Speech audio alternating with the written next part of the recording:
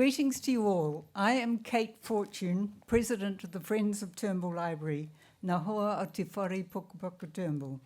I'm very pleased to invite Paul Diamond, Curator Māori at the Alexander Turnbull Library, who represents us as one of the Friends, as well as being a former recipient of a research grant and a former founder speaker, to start tonight's event with he mihi.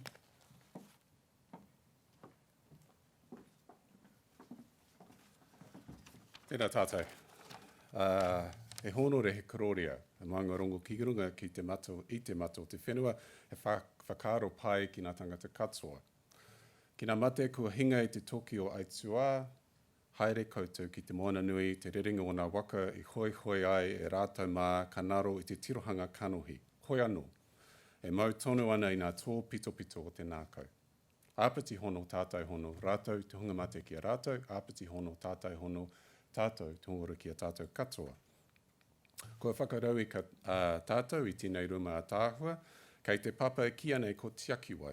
Ko tiaki wai tētahi o ngā awa iti e rere atu ki te moana ki waho ki te whanganui ātara. Ko te ahu mai Rangi, te ingo o te papa kei runga rā. Ko ira te hiwi kei kōrā. Nā reira, nā mana whenua o te rohe nei, nā tangata o te raukura, taranaki whānui ki te upoko tika, ka nui anō te mihi ki a koutou katoa. Ka mihi hoki ki ngā kai whakahaere o te pō, Kate, me tō tira, me tō kōmiti, tēnā koutou katoa. Koutou rā, ngā tino hoa o ngā kohikohinga kōrero kei te whakapukapuka a are kaha nāra huripuru, Alexander Turnbull. Ka mihi hoki ki te kaupapa o te pō, tēnei kauhau. Ia tau, ka tū he kauhau hei whakanui, ia are kaha nāra huripuru Alexander Turnbull. Tēnei tau, ka mihi ki a koe e te hoa, Anne, koro ko Jeremy, ki a koe Anne, e te rangatira, te tino kai rangahau, nau mai anō, kōrua ki te whare pukapuka nei. Nā mātou te honore, ka tae e koe te haramai ki te whakawhiti o whakaro, e pāna ki tēnei kaupapa o te whakapapa me te hitori hoki. Nā reira, ka nui te mihi ki a koutou katoa kua whakaraui ka mai i te pōnei. Kia ora everyone, just to summarise what I've just said, I was just acknowledging, first of all, those who've passed, as we do in Mihi and Māori, bringing us back to the realm of the living, to us. Also acknowledging the people who've made tonight happen, acknowledging where we are in this library on land of the mana whenua, Taranaki Whānui. This floor is named Tiakiwai, after one of the streams that runs into the harbour. Te Ahu Mai Rangi, where you'll be afterwards, is named after the hill just above us. And just acknowledging these are tohu whenua of the mana whenua on whose land this library is built. And this year we're honoured, as I've said, to have Dame Anne Salmond here, and I'm very much looking forward to hearing her kōrero whakapapa and history. Just back quickly to you, Kate. Tēnā tātou.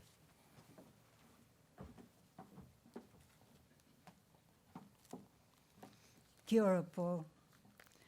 On Friday, 28th of June 1918, nearly 103 years ago, a dedicated and successful book collector, Alexander Horsburgh Turnbull, died in hospital less than half a kilometre away from this auditorium, just 3 months before his 50th birthday. Under the terms of his will, his vast collection of some 55,000 books, along with drawings, prints, paintings, maps, photographs, manuscripts, was bequeathed to His Majesty the King.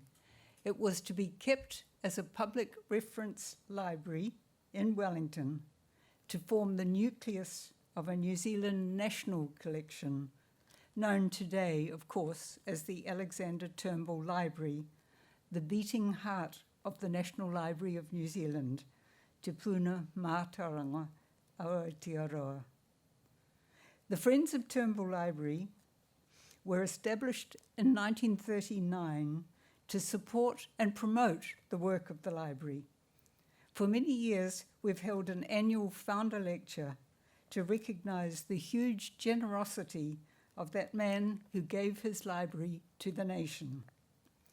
But tonight's founder lecture is a particularly special event.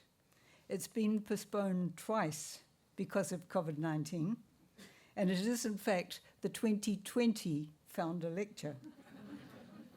And in the long-standing tradition of acknowledging exceptional scholars who have used the collections of Turnbull Library for their research and who continue to draw on Turnbull material for their books, we were particularly delighted when we managed to persuade distinguished Professor Amiria Salmond from the University of Auckland to present the 2020 lecture. As you will know, in this year's New Year's Honours list, Dame was awarded New Zealand's highest honour, the Order of New Zealand. She is a wonderful teller of tales, as well as a talented historian, a fine anthropologist, and a deeply committed environmentalist. Her books have won prizes and are massively popular. Tonight, her topic is Knowledge is a Blessing on Our Minds, Whakapapa, Science and History. We'll hear about one of her current projects, which has drawn her to reflect on the relationships between history and science, as well as between Mātauranga and Wānanga. Tonight's vote of thanks will be given by the Chief Librarian of the Alexander Turnbull Library, Chris Szekely.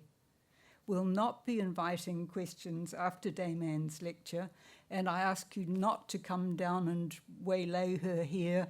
We're all going to move out and upstairs onto the ground floor of the library to have a drink and something to eat and an opportunity to talk there.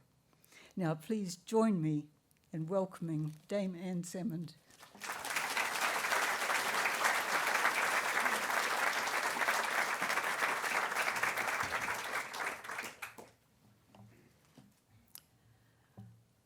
Ko te wai e hora nei, tiaki wai. Ko te marae e takoto nei. Ko koutou aku rangatira kua pai nei. Paul, Kate, Chris, koutou katoa, tēnā koutou, tēnā tātou. I thought I'd start tonight by talking about a project that I'm involved in with a team right now, because it involves the Turnbull Library, as well as engagements between Mātauranga and Wānanga and contemporary science and New Zealand history in the early 20th century. So our project,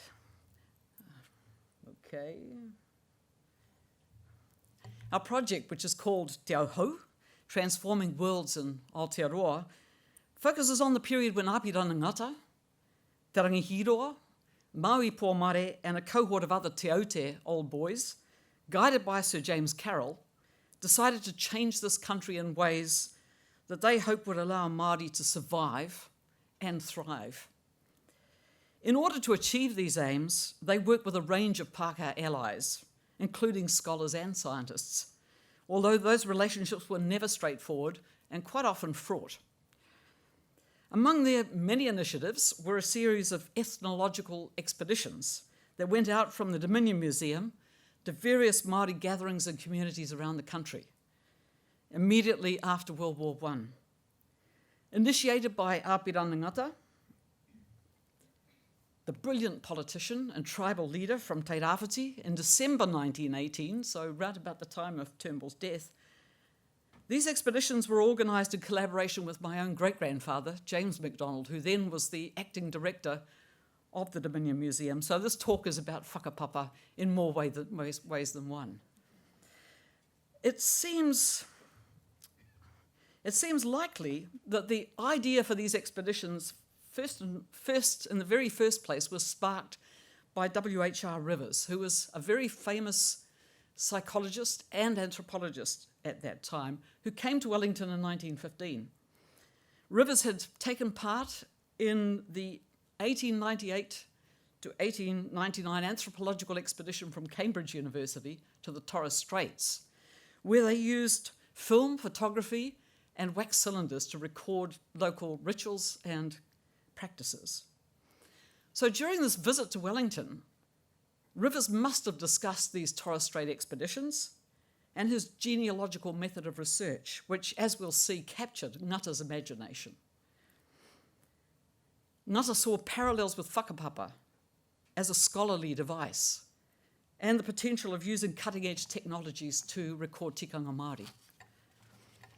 And it has to be said that, we're in the middle of COVID. Well, what they were facing at that particular moment in our history, it was just 2 months after the troops had started returning from World War I.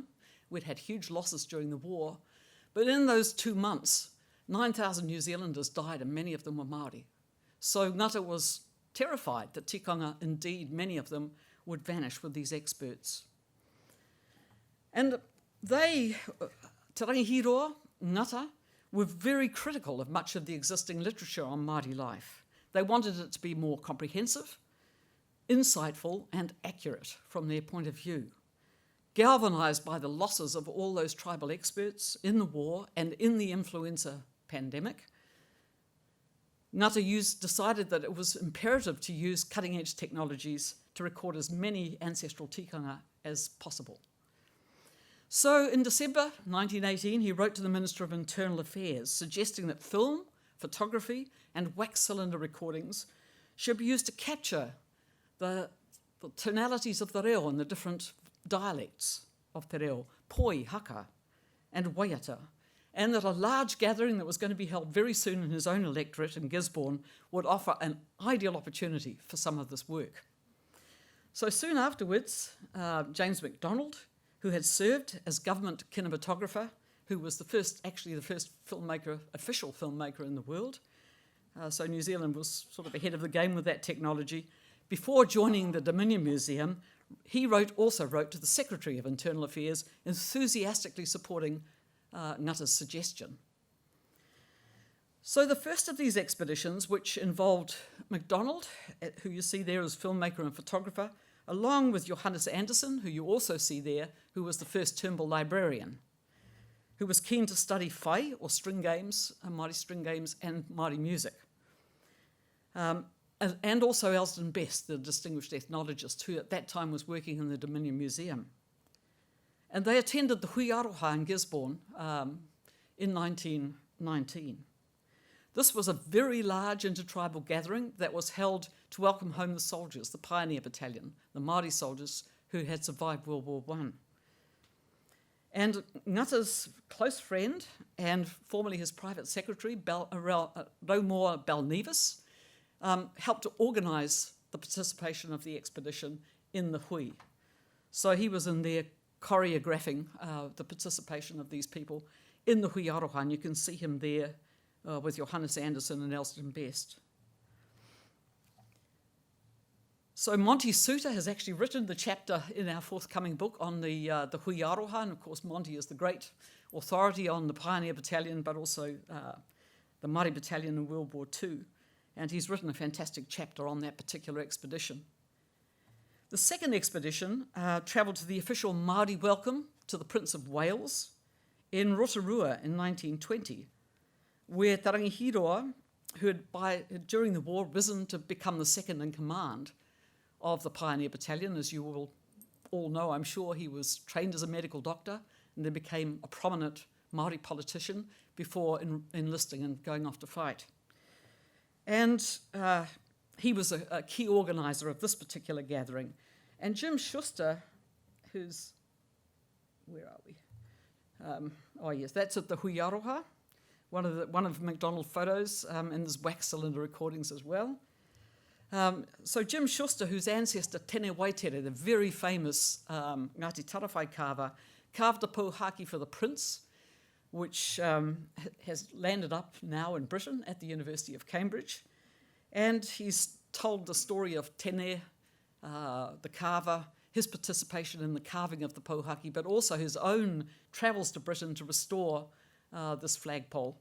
And it's a fantastic part of the book. And the third expedition travelled up the Whanganui River in 1921, and they started out from Koroniti, where Te Rangi Hīroa joined them. He was working in Māori health at that time, having come back from the war, but he was moving towards becoming an anthropologist himself. And so he managed to kind of wangle it so his field trips to look at epidemics and so on coincided with the expeditions. And he did a brilliant job in Koroniti of recording things like, this is again MacDonald photos of the earwears on the river, Nihi Petsia, we've been talking to a number of her descendants, fantastic woman. John Mihi describes her as very bossy. We're learning quite a lot about her. She was a prominent woman, and there's quite a lot. Women feature a lot in these films and in these photographs and in the records. So Rihipeti, weaving in Whanganui. Again, the whāriki that were stored up in the houses. So Te Rangi Hīroa was a specialist in material culture, fascinated with weaving, and he actually learned how to do a lot of these things himself, even though a lot of these were women's arts, really. But as a decorated soldier, I guess he didn't feel any challenges to his masculinity in sitting down and doing weaving with the women. And he wrote an absolutely fantastic paper about weaving arising out of this expedition. So what was going on here was Te Rangi Hīroa in particular kind of emerging as an anthropologist, but one with a particular interest in material culture. And Apirana organising each of these expeditions. We've got the letters where he writes and asks for the funding and for the Secretary of Internal Affairs to approve the expeditions. And so there's a wonderful set of photographs of life in the community, and some of you probably have seen the films, which have become a treasure of Ngata, sound and vision, and they've been played all over the world, as well as in many of the tribal areas where the ancestors are being depicted. And in the Whanganui, one of the sequences I absolutely love is the whole village getting in and doing skipping. It's absolutely fantastic. And you can see the spirit of these films with the engagement that was possible because it was basically Apirana and Te Rangi Hīroa who forged the relationships that made these recordings possible. And during the fourth and the last of these expeditions, they went to Waimatatini, which was Apirana Ngata's own home. They stayed at the bungalow with Apirana's family, and his father, Paratene, actually orchestrated was supervising them on horseback a lot of the time as they were recording. And you see him here with Peter Buck, as he was then usually called, but Te Rangi Hīroa, recording the making of they were doing these wonderful crayfish pots and various kinds of traps, again for Te Rangi Hīroa, because he was writing at that time about Māori netting. He was fascinated by all these traps and hinaki, and so there's some of the nets that they photographed. And Natalie Robertson, the Ngāti Porou filmmaker and photographer, has written an amazing, very detailed long chapter about this particular expedition, because she's been able to talk with people like Kiri Kā, Boise, Te Maro, and various of the elders whose ancestors these are, about these images, and she herself is a filmmaker and photographer, so she's kind of perfectly placed to comment on a lot of this material. One of the things that's really interesting about Te Rangi Hīroa at this time was that he was also, as a doctor, very interested in physical anthropology and anthropometry. And you see all these shots that MacDonald took at his direction of people face on and then sideways on, including many of the great ariki and rangatira. And here's Meta Taupopoki as a great Te Arawa leader. But this was for Te Rangi Hīroa. He had this interest at that time, although he later gave it up and decided that material culture was far more interesting and rewarding. But there they are, Apirana and Te Rangi Hīroa, with a tukutuku panel. It's quite a famous shot at Waimatatini. Again, it's a MacDonald photo. So it's kind of uncanny when we look at these photographs and sort of realise that my great-grandfather's invisible, but he's there behind the camera and behind the lens. And by this expedition, they'd all got to know each other pretty well. So they wrote to my great-grandfather as Mac.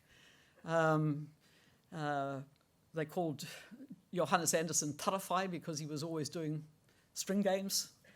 Actually, they sort of teased him a lot at Waimatatini. He had a bit of a penchant for young girls, actually. We were slightly terrified to discover when we read his journals. And but anyway, I mean, they teased him a lot and thought it was rather amusing. And so Elsden Best was Pehi, so they kind of all got to know each other pretty well. But as I say, the relationships were not straightforward all the same. as we'll see.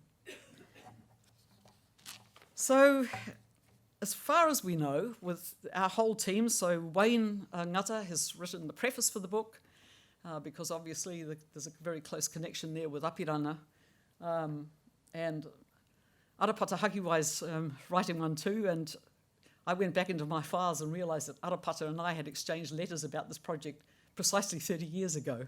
So even though this lecture is a little bit delayed, it's not delayed by 30 years, which is what happened to me and Arapata. He was then the Māori curator at Te Papa, and now, of course, he's the Māori leader at Te Papa, so it's fantastic. But as far as we know, these are the first expeditions of their kind in the world to have been initiated by Indigenous leaders for their own purposes. And it was very much, as we'll see, and when you hear the wax cylinder recordings, the people are addressing the horn, speaking into the horn, often giving a whai kōrero and saying, you know, I'm giving these taonga, hei taonga, manga uri whakatipu, you know, as treasures for the rising generations, the generations to come. So it was a very purposeful enterprise. And the things that they focused on, you know, this is quite funny because my great-grandfather had to get up and, you know, roll his pants up. They all were rolling up their pants and getting their boots wet in the river. And there's Te Rangi Hīroa sort of organising things. What you don't see there is Paratene Ngata on the horse, telling him all what to do, because he was the kaumātua in charge, very much so. There they are on the veranda of the bungalow, again another McDonald photo with Elsden Best, Paratene Ngata on this side here, and Yehu Nukunuku, who was played kuaua for them on the bungalow in 1923. And here's the horn that they were all talking into. It was really, really interesting to see this, you know, the way in which people embraced this technology. And some people really took to it and dictated lots and performed lots of haka and songs and karakia, all sorts of amazing material that they decided to record for future generations. The films are very well known. The wax cylinders not so. So when people hear those, the voices of their own ancestors, it's very special.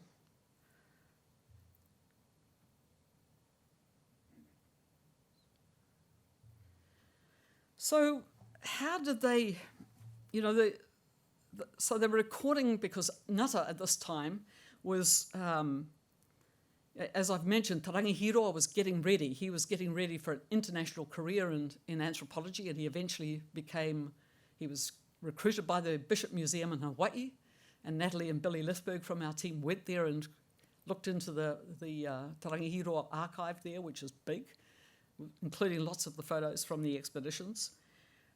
So he was, you know, shaping a lot of what the photographs and films recorded.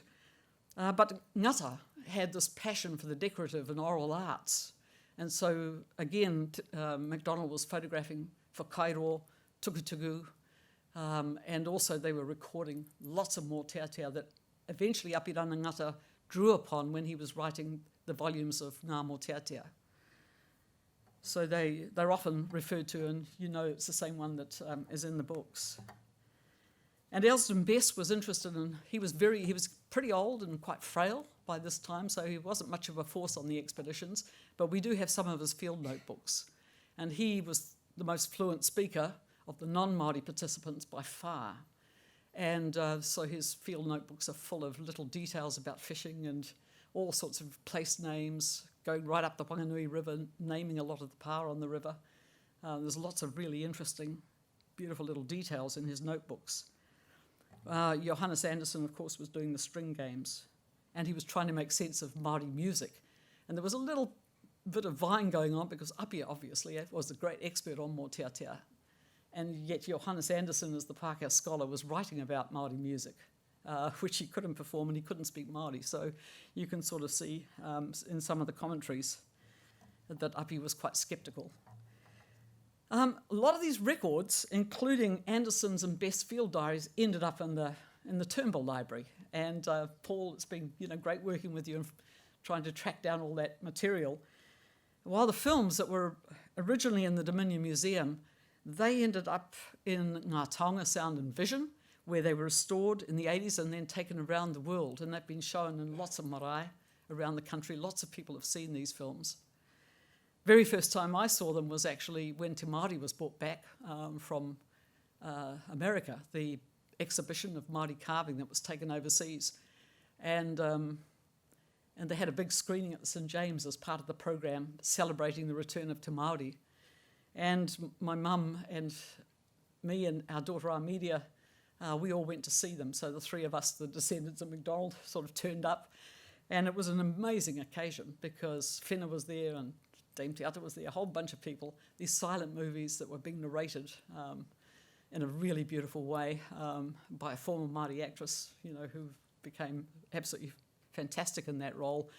And, the theatre was just full of people calling out and laughing, and it was like you wouldn't know they were silent films. You realise that movies actually quell the audience, whereas these ones let them all just go for it. And so it is a really interesting thing to see that the MacDonald photos in this, lots of them, are in Te Papa. It's a very large collection, and luckily they've now been given high-res digital copies, have been taken of them because they were degrading. The nitrate films and negatives and things degrade over time. So they have been made. And the same thing with the wax cylinders. Every time you play a wax cylinder, it degrades, it cuts the wax, and the fineness of the recording is kind of muffled a bit. And so those have now been digitised and transcribed and catalogued by the Archive of Māori and Pacific Music at the University of Auckland. And then my great-aunt Marjorie MacDonald donated a fantastic album of photographs. And this was so good when we were doing the research with Sandy Napier and John Mihi on the Wanganui images, of which there are a lot. And we had to try and get them in the right order. And the best way of doing that was from the album, because that was put by, I think, probably by MacDonald himself in the order that he took them on the river as he went from Koroniti, went up to Hīroa, and then ended up at Pipiriki. So, and she also gave a lot of stuff to the Hocken. So the archives have been absolutely, the fact that these things have been held and kept, almost lost in many cases. The wax cylinders almost lost. The films had degraded quite a lot by the time Ngata restored them. Quite a few of the photographs we don't have anymore because the negatives have degraded. But they've kept an amazing repository of information.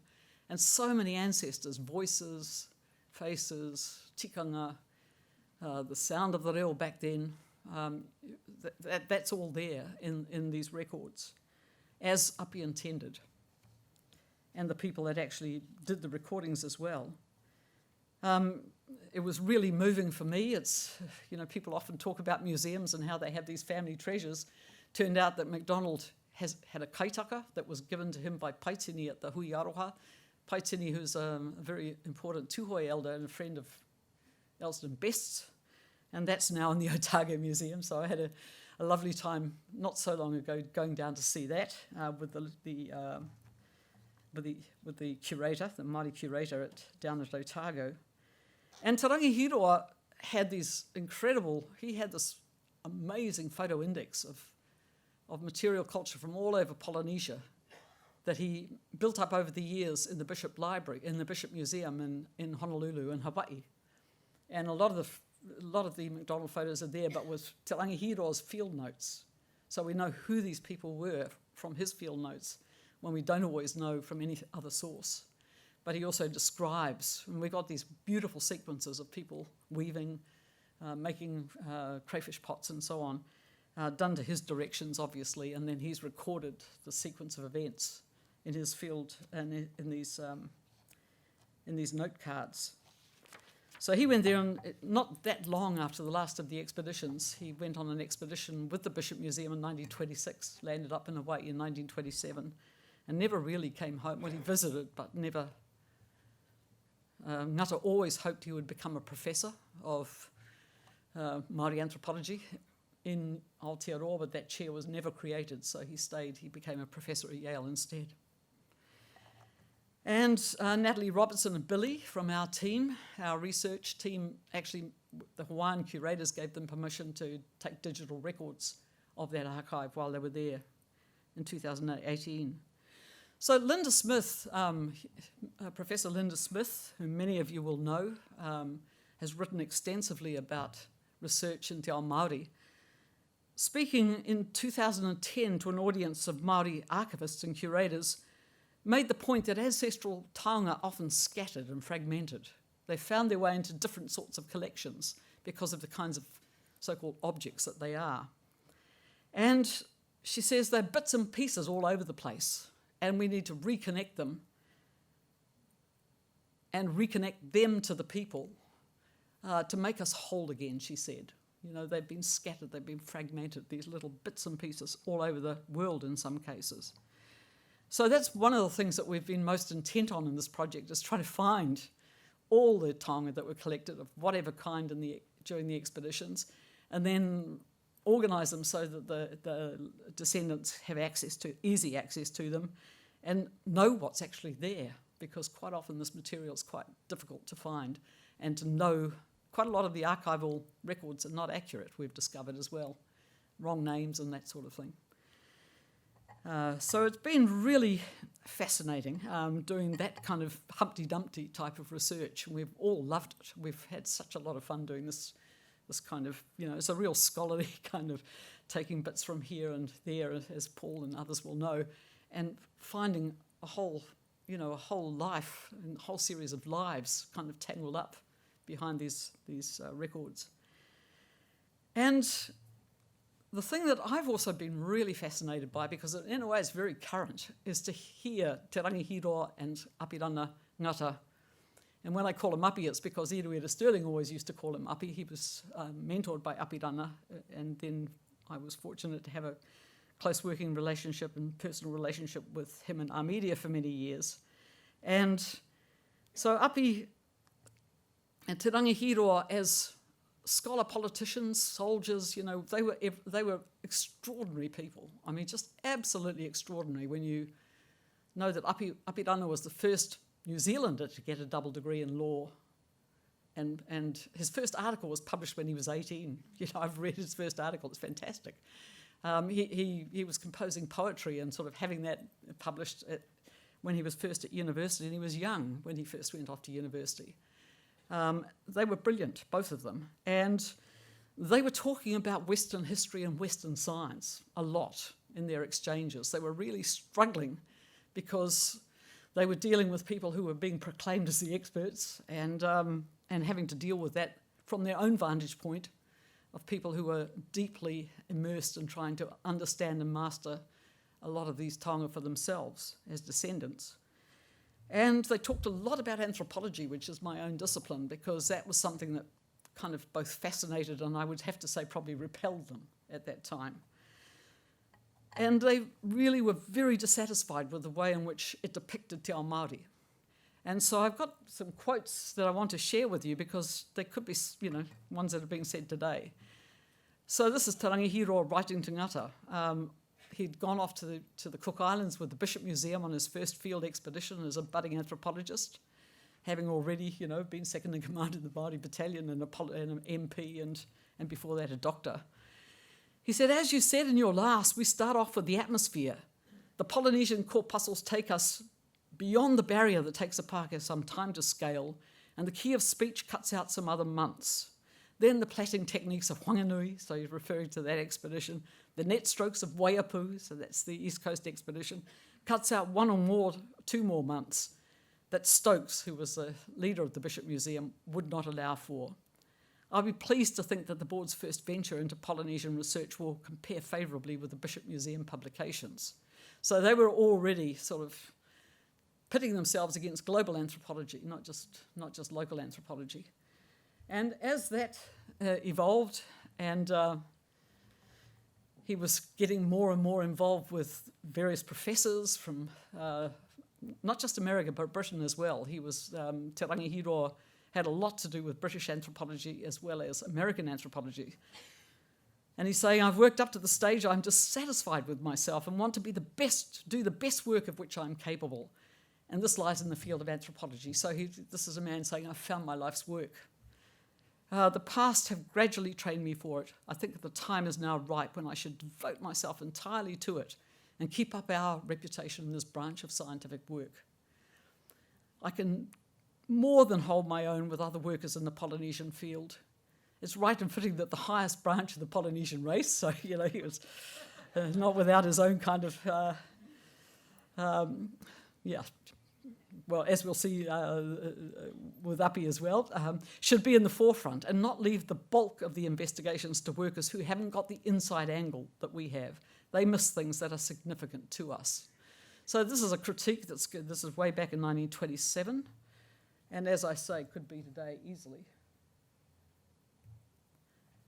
And Apirana was responding, these two were corresponding backwards and forwards right through the, as soon as Te Rangi Hīroa went off to Hawaii, they were just trying to work things out between them. The global world of anthropology on the one hand, local politics in New Zealand on the other. And for Apirana, it was all about the survival of Te Ao Māori and the Māori people, feeling that was, totally at risk. And he decided that he would write a D-Lit. He decided with Te Rangi Hīroa's encouragement that he would do a PhD on the social organisation of the Māori. But what he wanted to do was to work on River's idea of the genealogical method. But it wasn't anything to do with the genealogical method, really. It was about whakapapa. And he wanted to apply it to New Zealand history, which, again, is something really topical right now. And he says that, the historians have to recognise that whakapapa is a major resource for understanding the history of this country, before Europeans arrived and since. And he compares what he's doing with what Rivers wrote about the Torres Straits genealogies, and he was very critical of the material, the genealogical tables that Rivers had collected. He said they were very scrappy. And if only they'd been working with Māori, with their mastery of whakapapa, they would have been able to do something quite amazing. And then he says, and he's saying it in Māori, and sometimes they write mostly in English to each other, but then they burst into Māori every now and then when they've got a really important point to make. And I'll just quote it in English. Where's the specialist for this undertaking? Calls for an exceptional scholar to write a synopsis of the knowledge that's been written down by many people about us Māori, and it should contain a critique so the world would know the inaccuracies, the inadequacies, and the doubts about some of the writings. So this was Ngata writing, and he was in the process of writing this amazing manuscript on whakapapa.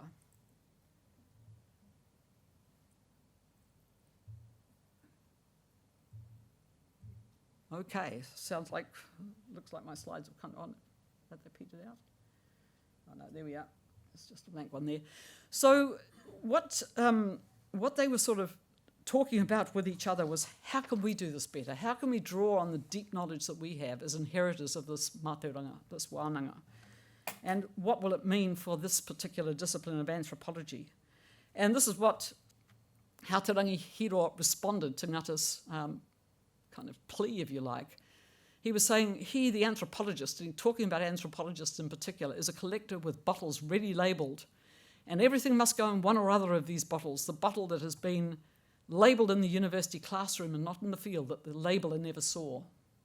So he's talking about armchair anthropology in particular, which was very common. And then again goes into Māori. It's you and I who have to separate the items and sort them into each basket.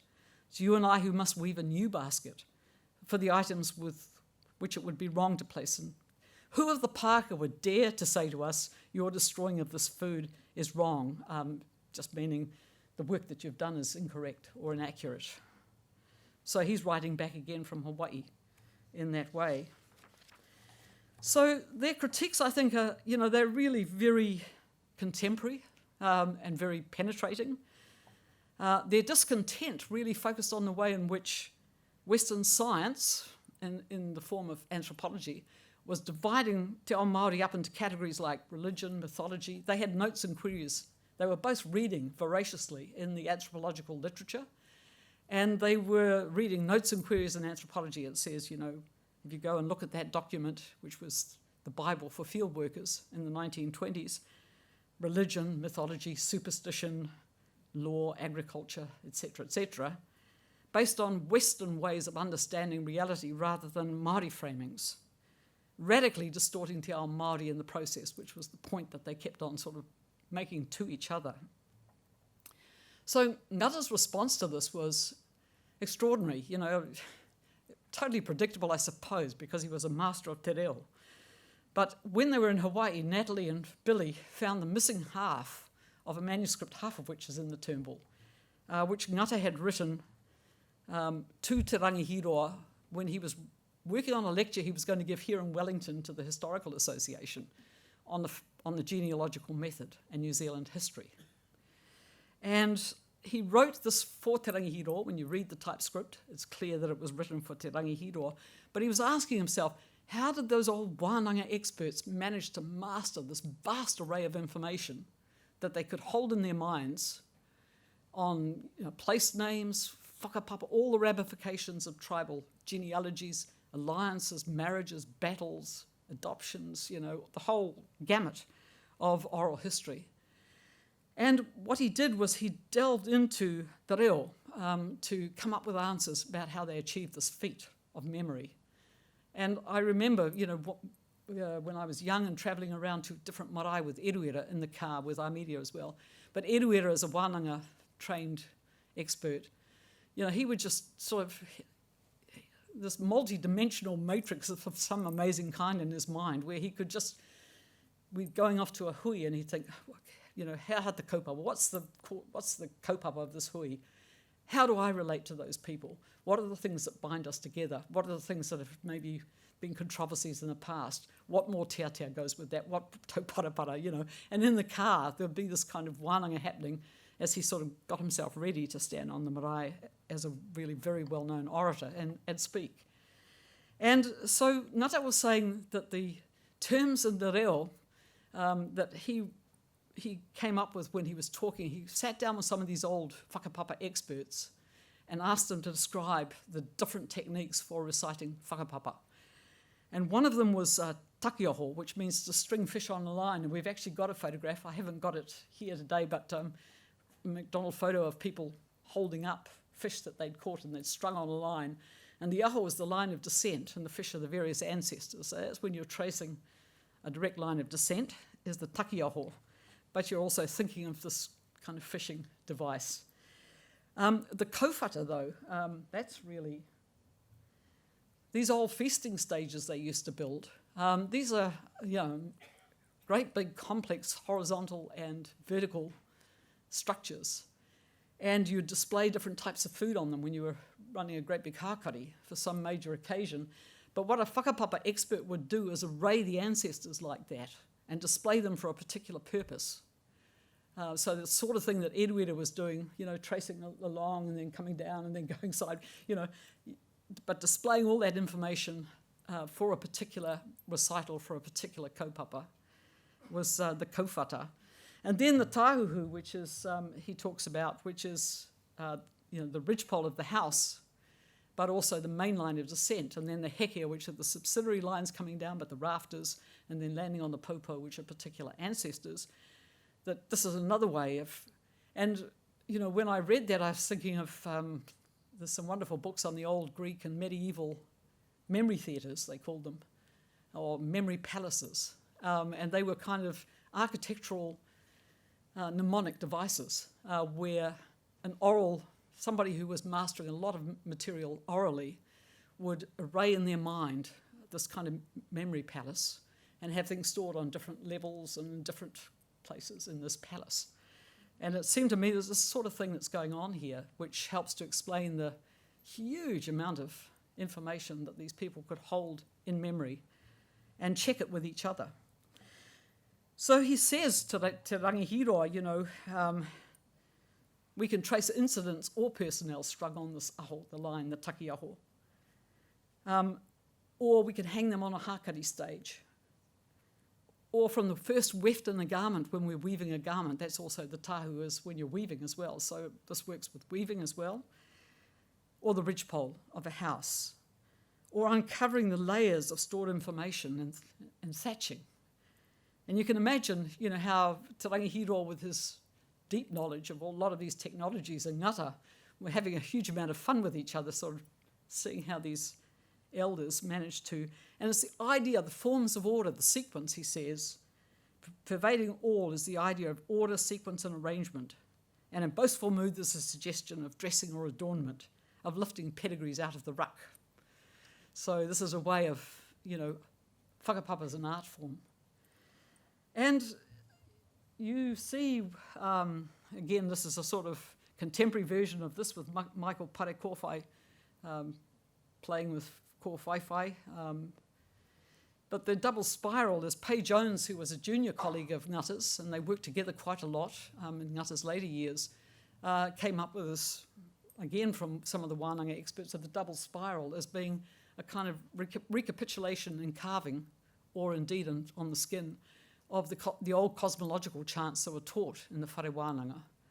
And they start with the beginnings of the universe and go to thought and memory and desire, which is really interesting. That's the next thing. The first surge of energy, then thought and memory and desire. And then wānanga, or knowledge itself, comes before the world itself starts to take shape. Before Rangi and Papa, the winds of growth and in some of these beautiful cosmological chants, the winds of tupu and ora blowing life into the cosmos, and then you get sky and earth, Rangi and Papa, tuanuku, and then you get the ancestors of the forests and the sea and the winds, and then people turn up on the scene. And this is the double spiral. This is sort of a depiction, according to Pei, of that particular way of seeing time. You can go diving into the heart of it and then spin out again right into the present, as a lot of those experts did. And you see this still happening. There's Brett Graham's beautiful play with the double spirals. He took this out of Pei's manuscripts, actually, and turned it into a video art form, playing with these ideas. And then, so what I would like to do, well, hang on, maybe I'll just show the kura whare too. This is Tūhoe's way of sort of bringing into contemporary life this whole idea of the house, the living house, as the embodiment of the people and their knowledge. And they say a symbol of their story, a representation of their origin as an iwi, their present and their future. So double carved houses, double spirals, ramifying networks of kinship that include land and waterways and mountains and plants and animals, and then finally people, all in this one great huge net of kinship and descent. And it's really interesting to very briefly compare this with some Western forms of order. So, one that I return to over and over again because I think it's so germane and pivotal is the Great Chain of Being, which is a very old, it basically originally came from the Greeks, but then in medieval times became a very important cosmological idea in the West. And it describes the world as a kind of timeless cosmic hierarchy with God at the top, and then you go through the ranks of the archangels and the angels and you come down to the divine king or monarch. Then you go through the ranks of the aristocracy, the commoners, and then you go from all those civilized people to so-called barbarians, and then savages, and then sentient animals like apes and so on in the Great Chain of Being. And then you go down to the non-sentient animals and you end up with Papa Tuanuku, right at the bottom, rocks and that sort of thing. And in the Great Chain of Being, everything at the bottom of the chain offers up tribute and obedience to everything higher up. So it's the origins of know your place. It was men above women and children. And as you can see, it's in the Great Chain as well.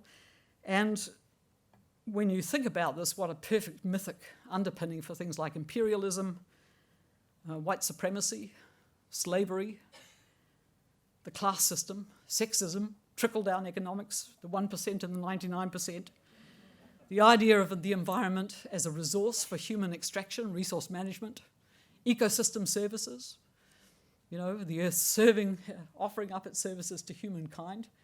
This whole, God is just above human beings. Human beings are right at the top, especially the divine king and so on. The origins of sovereignty, actually, in this model as well. Ideas of sovereignty. And in the 18th century, the arrow of time was added to this model. It was kind of laid on its side and time was run through it. A lineal model of time, not like the double spiral. And this generated social evolutionary models that started with so-called primitive hunters and gatherers, ran to pastoralists, to agriculturalists, and then to civilized industrial society as the top, the highest or most recent, most advanced form. And these are sort of underlying motifs, if you like, these forms of order that Api was looking at in Māori. You can also look at them in the West. And you can see how incredibly resilient they are, because they are very ancient, and also that they have this capacity to spread and go viral. And Te Rangi Hīroa, when you read his letters, he sometimes talks about the higher culture when he's talking about the West. That's where he's getting it from. It does go viral. Whereas Apirana was a really good Ngāti and would never grant supremacy to anyone else. And in Parliament, he once remarked, "My judgment of the British race is that it's the finest race on earth, probably as good as the Māori." So this was part of his impatience with Elsdon Best, who totally accepted social evolutionary models and believed that Māori were in the process of dying out, and really basically believed that until he himself died.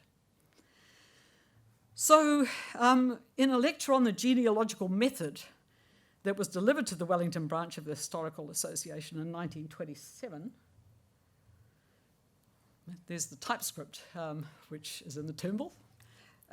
Thank you so much, Turnbull. We wouldn't know very much about these men and the worlds they had to deal with, and women, because women are also a very important part of this story. Ngata tackled social evolutionary theory head on. It's really cool to read what he said. He said he was talking about Conliffe.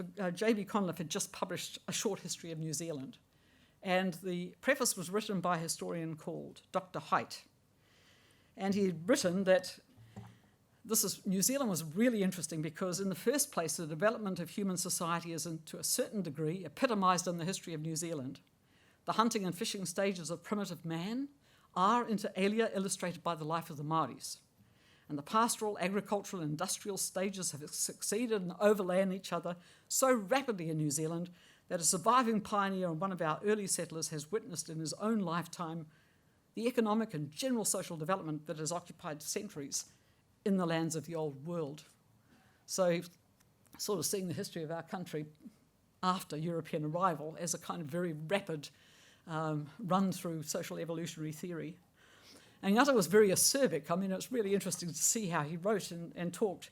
He said, Haidt has left the impression, at least in my mind, that after serving to illustrate certain stages in the development of primitive man, the Māori people passed out of the living picture, finding no place in the crowded development of a century. And then he admonished the Historical Association for leaving Māori out of the nation's story, or else treating them as, and he said, this association should avoid the common error of studying the Māori merely as a museum object and dismissing them from the story of New Zealand as it was today and as it will be tomorrow. A learned professor left New Zealand lately after publishing a historical sketch of the country. I think this might have been Conliffe. In other lands, he was asked what contribution, if any, the Māori race had made to the economic progress of New Zealand. Like a candidate in the examination room who's not crammed the particular topic, he found himself unable to answer, except in the most general way. I mention this to exemplify an attitude not uncommon in the highest ranks of research. The impatience of the white settler, together with the aloofness of the university-trained intellect, combines to affect the focus of the most friendly investigator. So he was making his points and making them fairly head-on. So just to go quickly into some very contemporary issues, given this kind of framing, Ngata thought very, very deeply about the history of our country. And he researched it, Whakapapa, as we can see, in huge depth and detail. He published Ngā Rauru, the Rauru Nui a Toi lectures on Ngāti Porou tribal history with a lot of whakapapa and so on. He studied the Mōteatea and all the historical information in those. And he was arguing with the historians that they really must regard this as kind of valid and important historical information. and that this scholarly tradition of the wānanga was something that they shouldn't ignore. And in order to work with this material, you needed to study the reo. And you couldn't investigate Māori realities without it, past or present. And I think this is a critique that's still pertinent, to the training of New Zealand historians today. So what would he think of the draft curriculum, as I asked myself. And I thought, well, I wish he was here, obviously, for himself, because I'm sure he would deliver a very learned and kind of interesting commentary on the whole issue about how we teach New Zealand history in schools to our kids.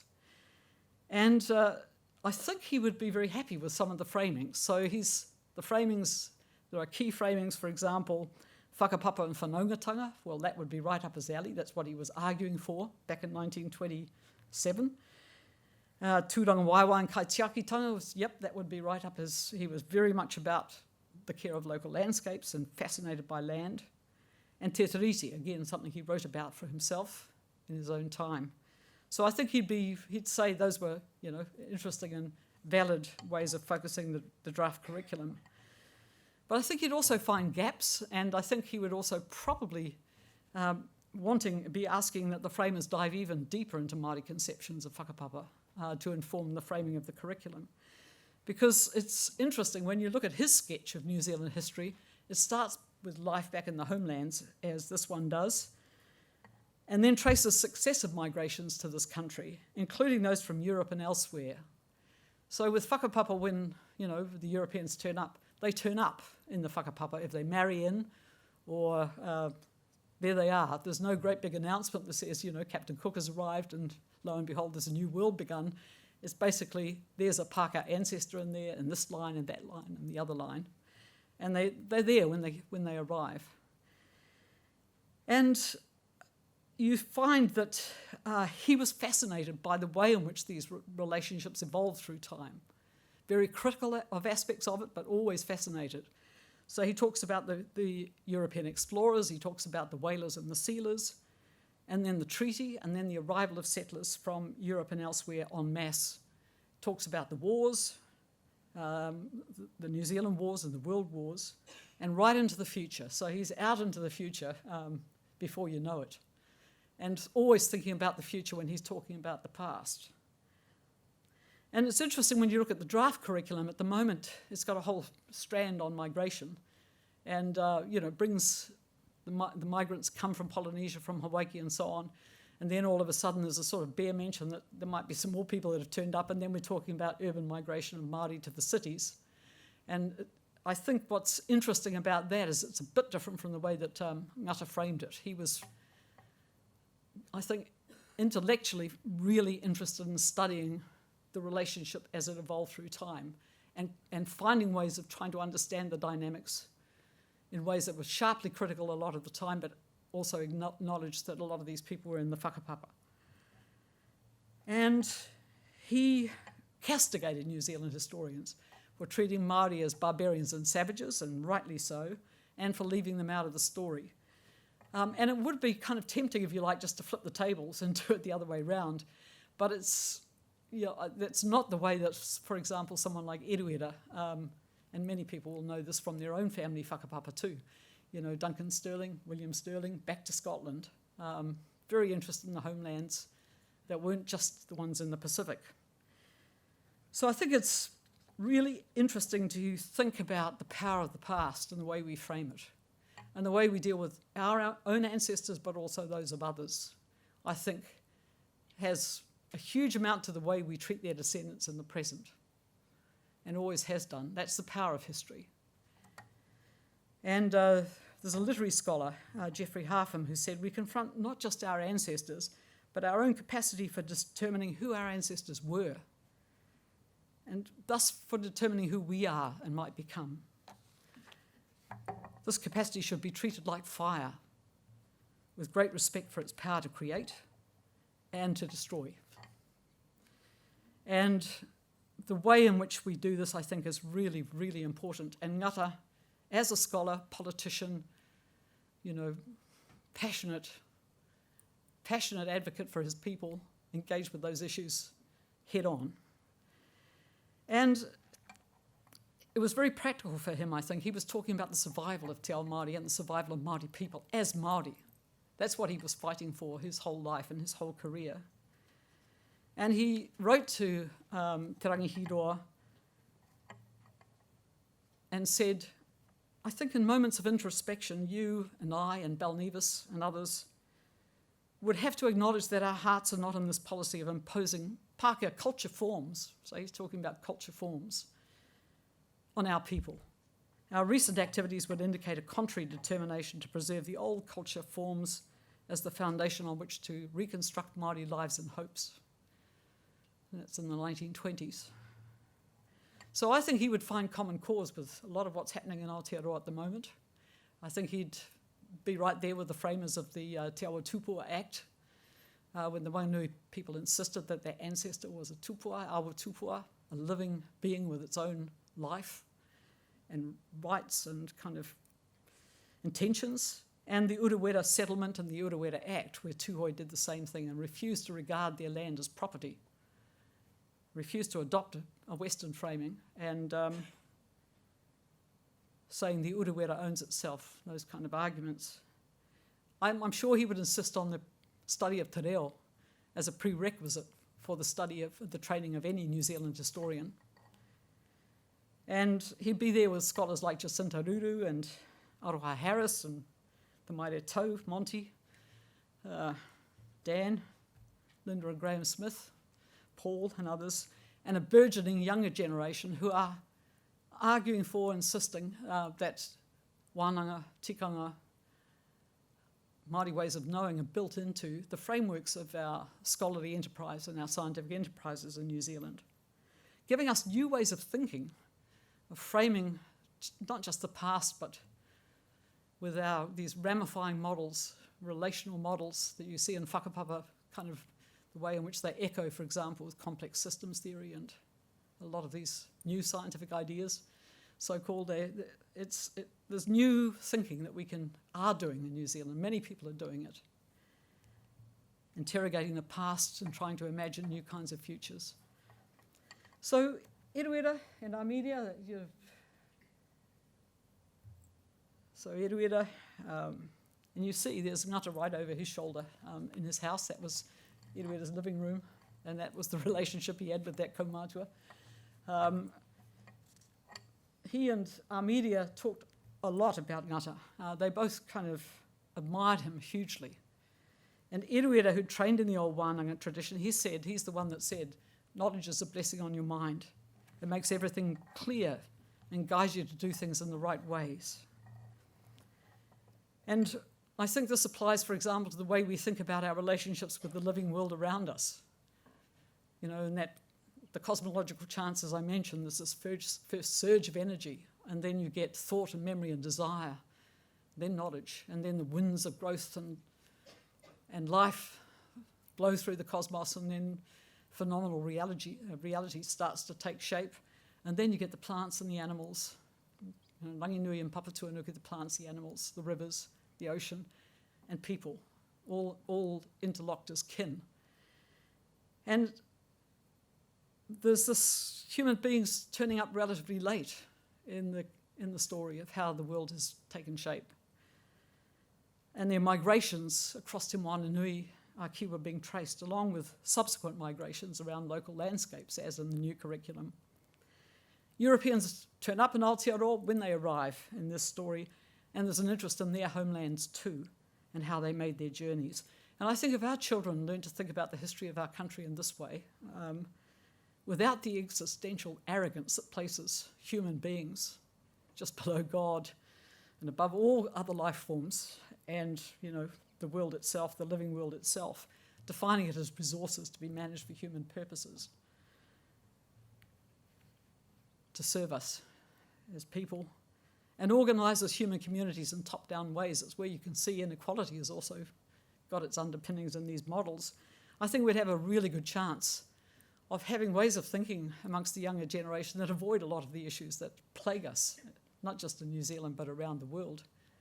Racism, rising inequality, climate change, biodiversity losses, the degradation of rivers and the ocean, because we see them all as resources to be exploited. And They're there to serve us, including people. So Hīroa said when we were working on his book together, study your whakapapa and learn to trace your descent lines to all of your ancestors.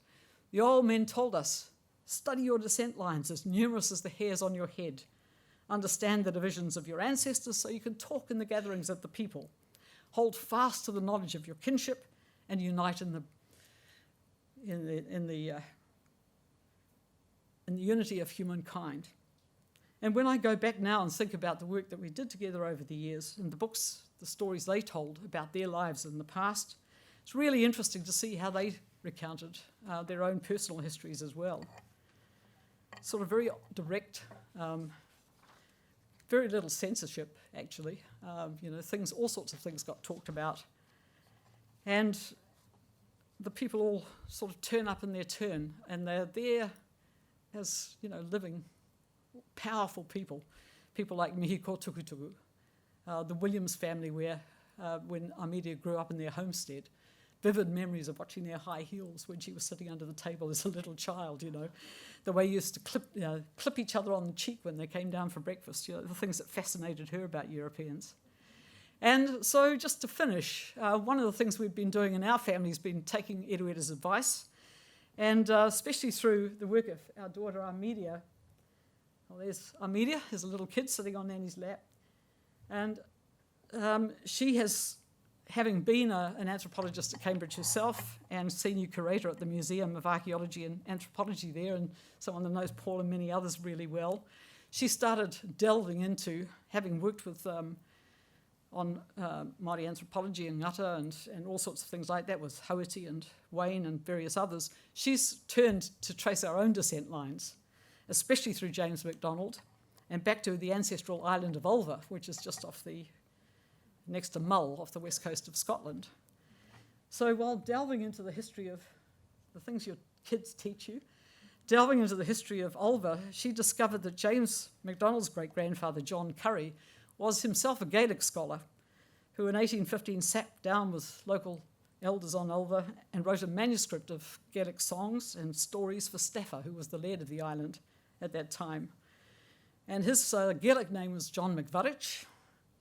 I had to get a lot of coaching. She says even that's terrible, but in Gaelic.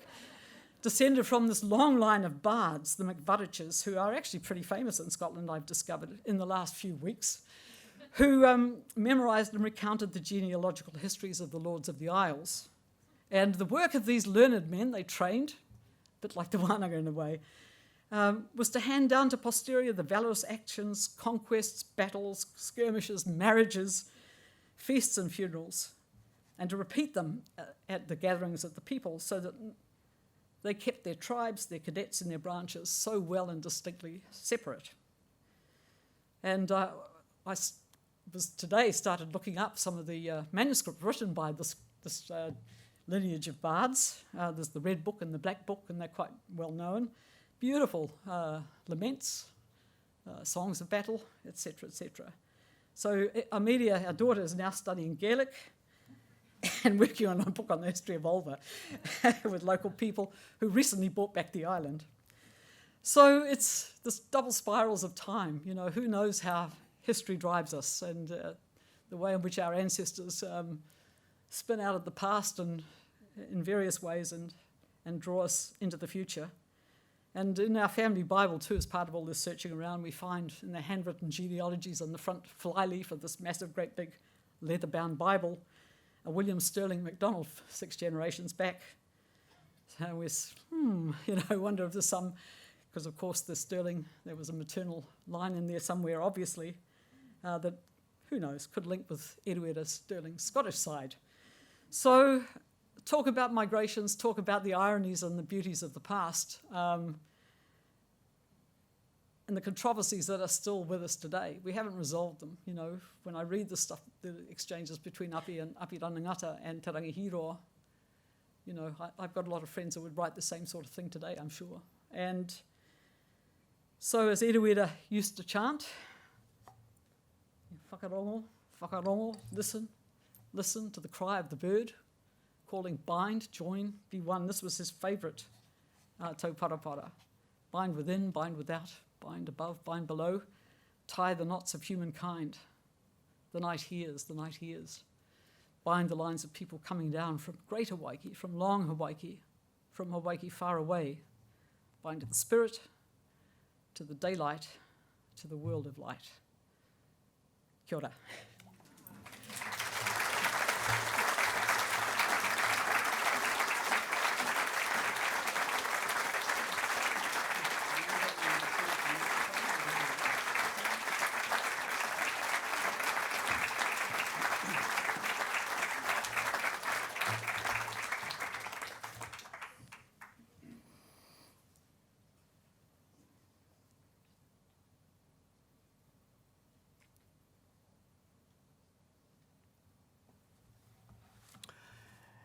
Dayman, e te rangatira, tēnā koe e tō kōrero e tēnei pō.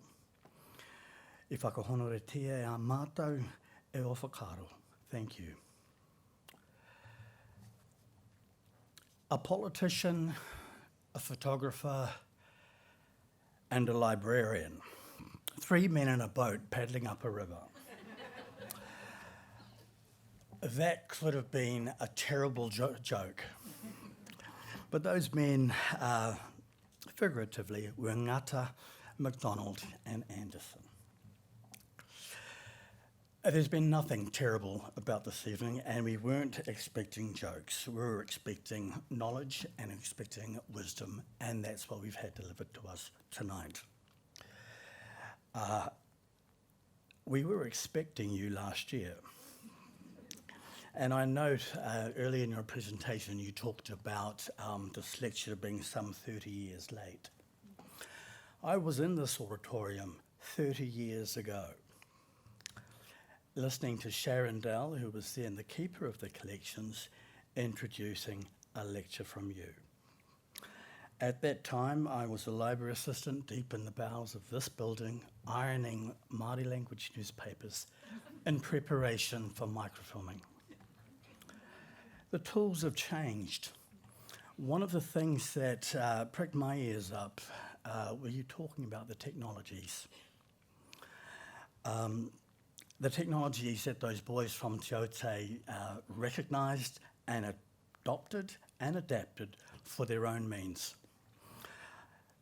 You got to wonder about what was in the water at Te Aute, because there was such magnificence that came out of that school at that time.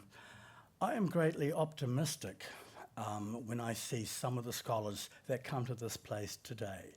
You mentioned some of them. Often they are young, they are Māori, they're interested in the sources that are in this place, and they're interested in marrying that up with what they know of their whakapapa, what they know from their whānau. And that's exactly as it should be.